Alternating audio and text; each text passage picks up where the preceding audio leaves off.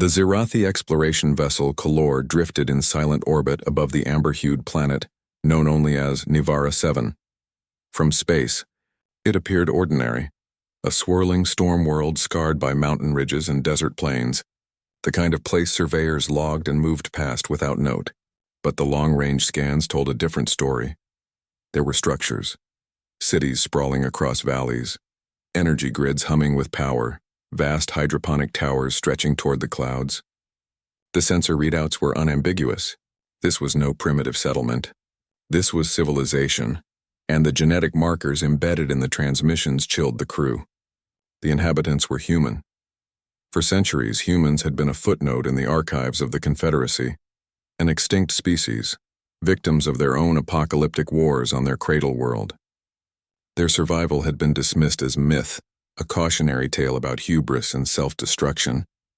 Yet here, hundreds of light years from their supposed grave, a human colony thrived. Commander Valor's tendrils stiffened as he stared at the display. "Prepare descent," he ordered. "We must confirm this with our own eyes." The Clor touched down on the outskirts of a valley settlement. To Valor's surprise, there was no panic, no terrified mob scattering, no primitive awe. Instead, a calm delegation approached. At its head walked a man broad-shouldered and weathered with age, his uniform patched but dignified. He stood tall beneath the alien vessel's shadow, his gaze steady. "I am Governor Elias Rourke," he said. His voice rolled like thunder, steady and commanding. "You found New Avalon, and yes, we are human." The statement struck like a weapon. The crew's scholar Lithari scanned the delegation. Every metric confirmed it. Bone density, cardiovascular structure, neural patterns. Humans. But stronger, leaner, honed by survival. "How is this possible?" Lithari murmured. Rourke's lips curled into something between a smile and a challenge. "That's what we do. We survive."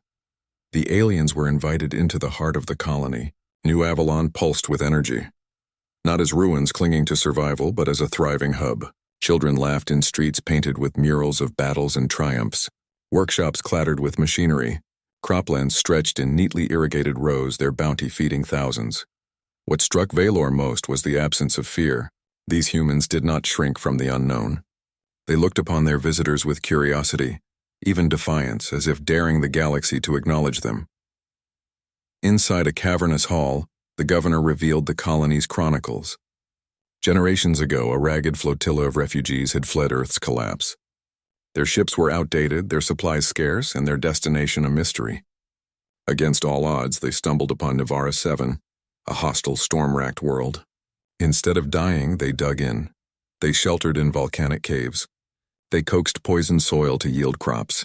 They taught their children not just to endure, but to improve. Each hardship became a forge, tempering them sharper. "Others would call this world uninhabitable," Rourke said, gesturing at images of lightning-choked skies. "We called it home." As weeks passed, the Zirathi delegation studied deeper and unease grew. Humans had not merely survived. They had innovated. In a hangar, engineers unveiled sleek craft, powered not by antimatter or plasma, but something altogether new. Quantum braid drives, Rourke explained with pride. Born of necessity, engineered through stubbornness. They fold space in strands, requiring no exotic fuel. "We've tested them, they work. Soon we'll fly among the stars again." Lithari's mandibles twitched. Their own Confederacy's brightest minds had struggled for centuries with faster-than-light efficiency.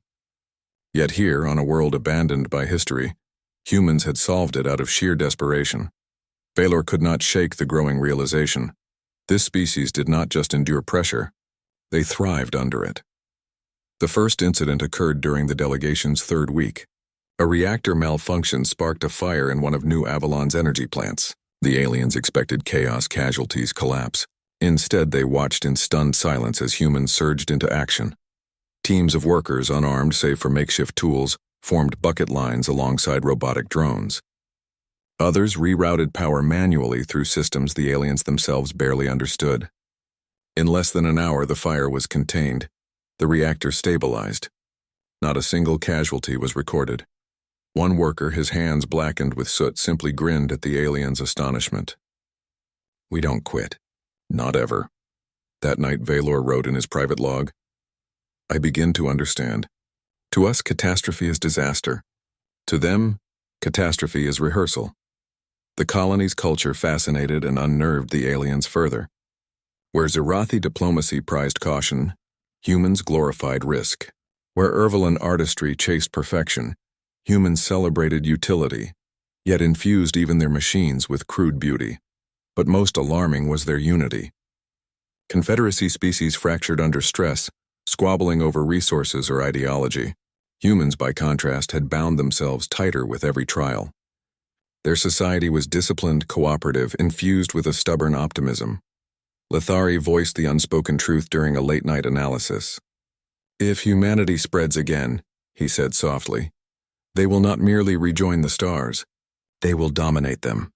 The final revelation came during a ceremony in New Avalon Central Square. Thousands gathered, their voices rising in song, strange, fierce, and haunting. Governor Rourke stood before them and the alien guests. "Centuries ago, the galaxy abandoned us," he declared. "But humanity does not vanish. We adapt, we endure. When broken, we rise sharper than before. Mark this day well, Commander. These are not ruins you've found. This is our rebirth, and it will not be confined to this world." The crowd erupted in thunderous roars, fists raised high. The sound reverberated through the very ground. A living heartbeat. For the first time in centuries, the Zerathi felt fear, not of annihilation, but of awakening. As the Kalor ascended, Vylor lingered at the viewport, watching the thriving colony dwindle beneath amber clouds. He had catalogued countless worlds, seen empires rise and fall, but never had he witnessed a species claw its way back from extinction itself. He dictated his final report. "The humans live. They have endured the impossible. Their spirit cannot be extinguished. They will spread again, and when they do, the galaxy will never be the same." And below, on Nivara 7, a young child looked up at the departing ship with wide eyes, not of fear, but of promise. Already in that gaze, the future of humanity burned like a star yet to rise.